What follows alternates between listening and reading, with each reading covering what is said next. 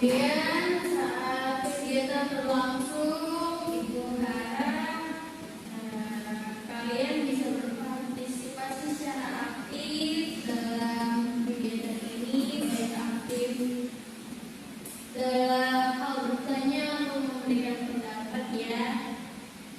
Begitu juga meminta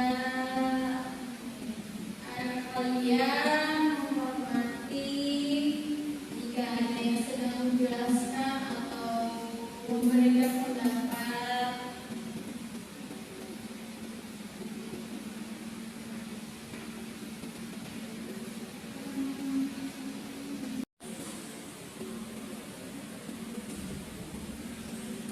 Untuk memulai kegiatan hari ini, alangkah baiknya kita awali dengan berdoa terlebih dahulu.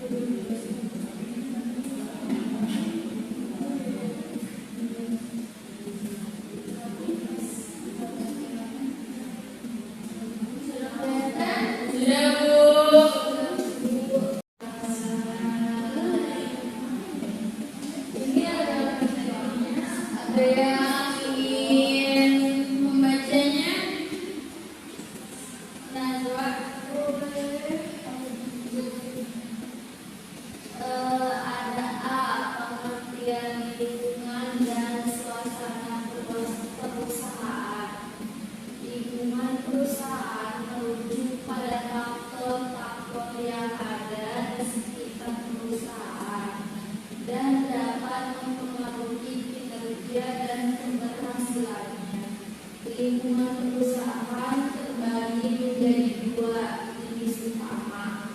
Yang pertama itu ada suasana perusahaan mengacu pada atmosfer atau kultur yang ada di dalam perusahaan.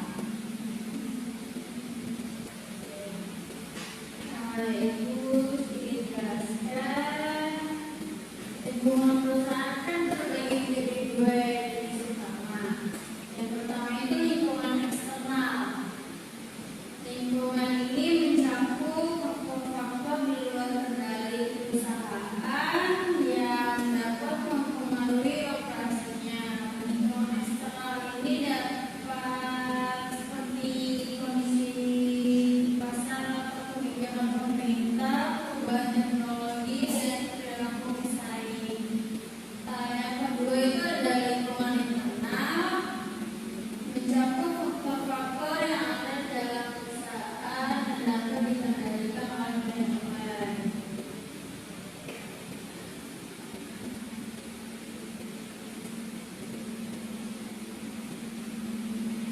Selanjutnya ada pentingnya memahami lingkungan perusahaan. Ada yang ingin membacakannya? Boleh. Yang B, pentingnya memahami lingkungan perusahaan. Satu, membuat perusahaan menjadi dinamis dan fleksibel. Dua, memahami konteks kerja. Tiga, meningkatkan produktivitas. Empat, mendukung inovasi dan kreativitas. Dan yang lima, memahami risiko. Nah, yang pertama itu membuat perusahaan menjadi dinamis dan fleksibel. Dengan memahami lingkungan perusahaan, maka perusahaan akan selalu dinamis dan mudah menyesuaikan terhadap perubahan. Yang kedua, memahami konteks kerja. Dengan memahami lingkungan dan suasananya, pekerja dapat memiliki pemahaman yang lebih baik tentang pekerjaan mereka. Yang ketiga, meningkatkan produktivitas. Suasana yang kondusif dalam perusahaan didukung oleh budaya kerja yang positif dan lingkungan yang mendukung. Yang keempat, mendukung inovasi dan kreativitas.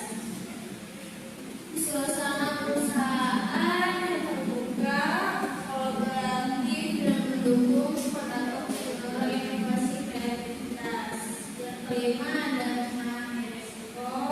Dengan memahami lingkungannya, ini dapat lebih baik mengidentifikasi risiko dan peluang yang mungkin mempengaruhi. Selanjutnya yang C, mengenali dan membedakan lingkungan suasana perusahaan kondusif dan tidak kondusif. Ada yang ingin membacakannya? Saya Bu. Boleh. Mau mana tadi? Yang satu, lingkungan dan suasana kondusif. Satu, lingkungan dan suasana perusahaan yang kondusif. Yang A, ada lingkungan perusahaan yang kondusif, terbuka terhadap perubahan dan inovasi, mendorong kolaborasi dari komunitas yang terbuka, menyediakan peluang pengembangan karir dan perkembangan pribadi, memberikan dukungan dan pengampunan pencapaian, memiliki budaya kerja yang inklusif dan menghargai keragaman. Yang B, ada suasana perusahaan yang kondusif, dipenuhi dengan semangat, kebersamaan, dan rasa saling mendukung. Pekerja merasa dihargai dan dihormati oleh manajemen dan rekan kerja. Norma-norma kerja yang jelas dan dihormati oleh semua anggota organisasi. Menginspirasi pekerja untuk memberikan yang terbaik dan berkontribusi secara maksimal. Menyediakan lingkungan yang aman, nyaman, dan menyenangkan bagi pekerja. Nah,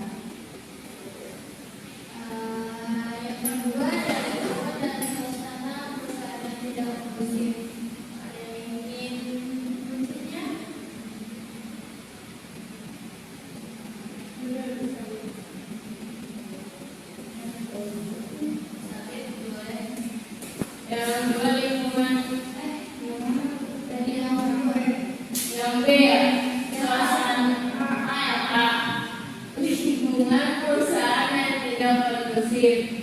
Terisolasi secara departemen atau tim, kurangnya kolaborasi antar unit, tidak menyediakan hubungan atau peluang pengembangan bagi pekerja, dipenuhi dengan konflik dan politik perusahaan yang merugikan. Yang juga itu. Yang B, suasana perusahaan yang tidak kondusif, dipenuhi dengan ketegangan, ketidakpuasan, dan perasaan frustasi. Pekerja merasa tidak dihargai atau tidak didengarkan oleh manajemen. Norma-norma kerja yang tidak jelas atau bertentangan menciptakan kebingungan dan ketidakpastian, menimbulkan stres dan kecemasan bagi pekerja, dan tidak menyediakan lingkungan yang aman atau mendukung bagi pekerja.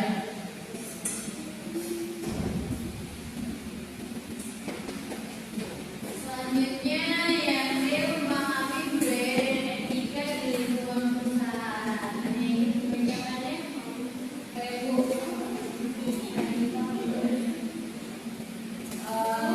Anda memahami budaya dan etika di lingkungan perusahaan. Budaya perusahaan mengacu pada keseluruhan karakteristik, nilai-nilai, norma-norma, dan kebiasaan yang mendefinisikan cara kerja dan interaksi di dalam perusahaan, mencakup aspek-aspek seperti sikap terhadap resiko, orientasi pada kualitas, tingkat formalitas, fleksibilitas, dan orientasi pada tugas atau orientasi pada hubungan. Budaya perusahaan ini berupa membentuk identitas perusahaan dan memberikan arah yang jelas bagi yang mengorganisasinya, mempengaruhi perilaku karyawan dan pengambilan keputusan di semua tingkatan organisasi, mendorong kolaborasi, inovasi, dan kerja tim dikelola dengan baik. Selanjutnya ada etika perusahaan. Etika perusahaan merujuk pada prinsip-prinsip moral, standar, perilaku yang ditetapkan dalam lingkungan kerja, mencakup integritas, kejujuran, tanggung jawab sosial, dan keterbukaan dalam komunikasi. Peranan etika perusahaan ini berupa memimpin perilaku karyawan dan manajemen dalam interaksi dengan rekan kerja, pelanggan, dan mitra bisnis, membantu menciptakan lingkungan kerja yang sehat dan saling menghormati, membangun kepercayaan dan reputasi baik di antara perusahaan.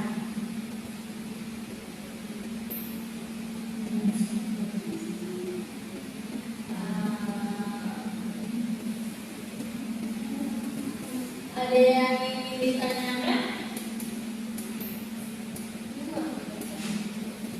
Saya bukan tanya. Silakan.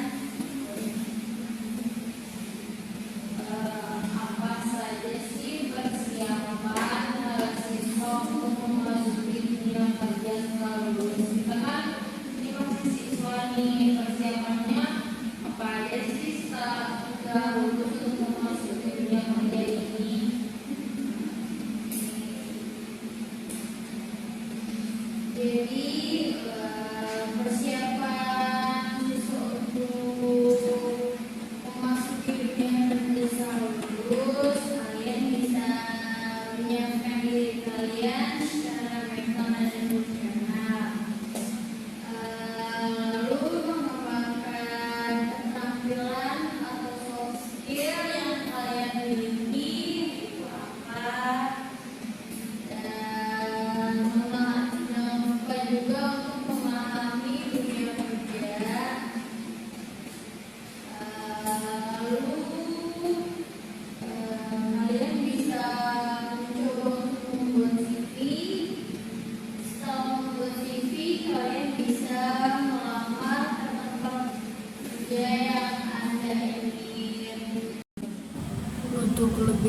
Nextnya ibu akan menayangkan sebuah video, jadi kalian perhatikan ya.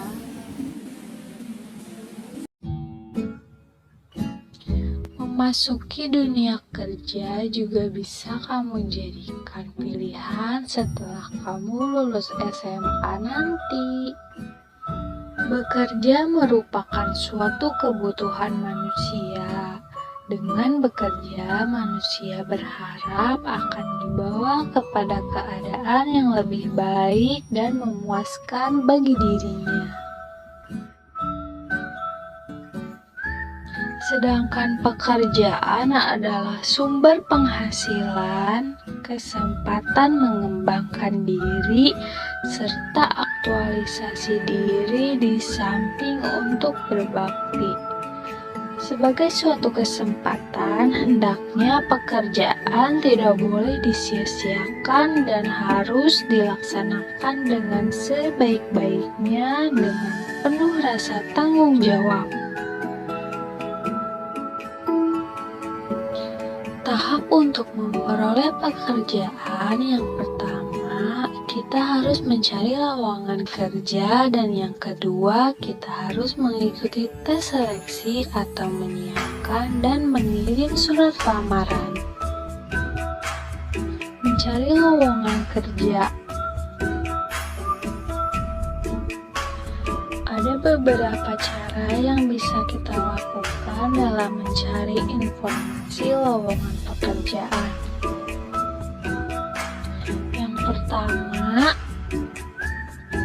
kamu bisa mendaftarkan diri ke Departemen Tenaga Kerja sebagai calon pencari kerja.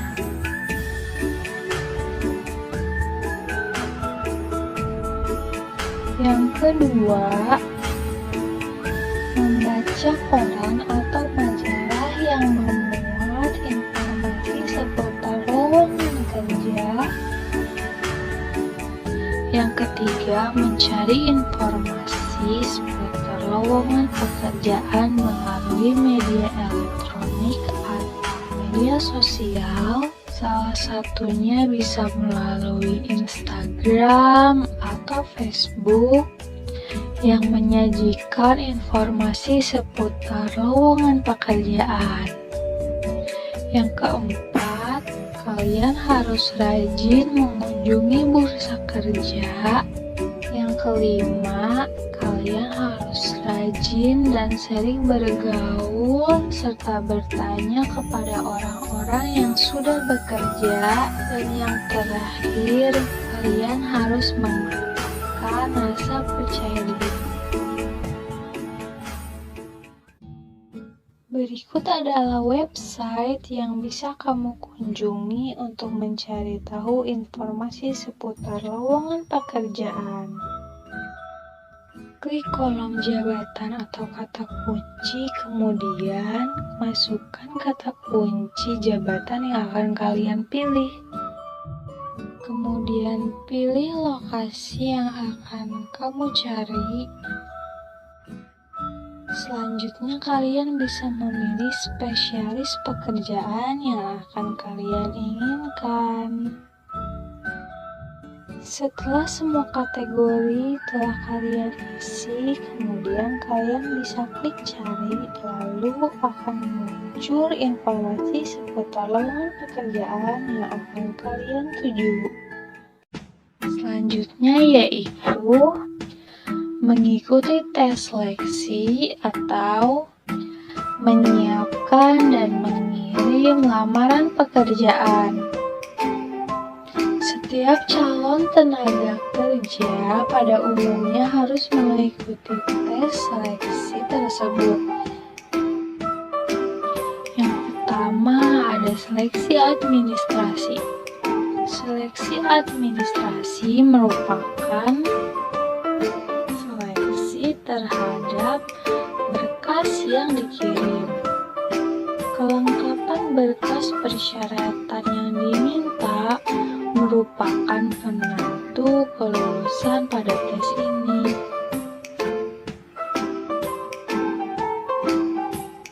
Umumnya persyaratan yang diminta oleh penerima tenaga kerja atau perusahaan adalah surat lamaran kerja, fotokopi ijazah, fotokopi KTP, surat keterangan catatan kepolisian atau SKCK dari kepolisian, pas foto ukuran 3x4 dan 4x6 dengan background merah. Kemudian ada daftar riwayat hidup.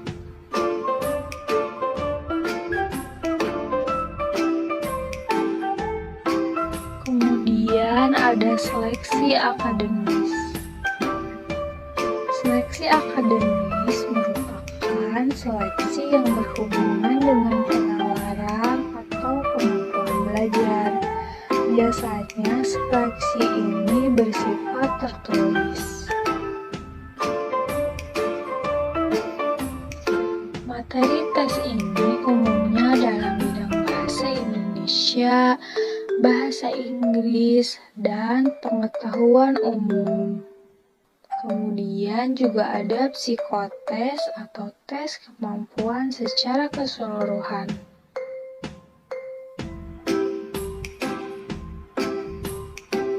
Psikotes ini dilaksanakan untuk mengetahui seberapa besar kesesuaian antara pekerjaan dengan kepribadian pelamar kerja. Tes ini meliputi tes bakat, tes minat, tes kecepatan dan ketelitian kerja, serta tes sikap kerja.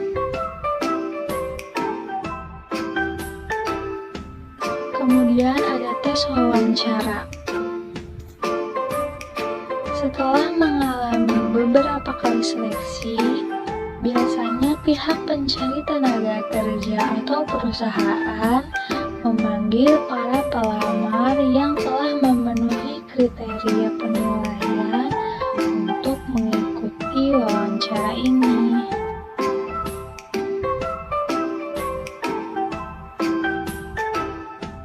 Setelah tes wawancara, kemudian dilaksanakan tes kesehatan fisik. Tes ini dilaksanakan untuk mengukur sejauh mana kesesuaian secara fisik antara pelamar kerja dengan tuntutan pekerjaan yang ada.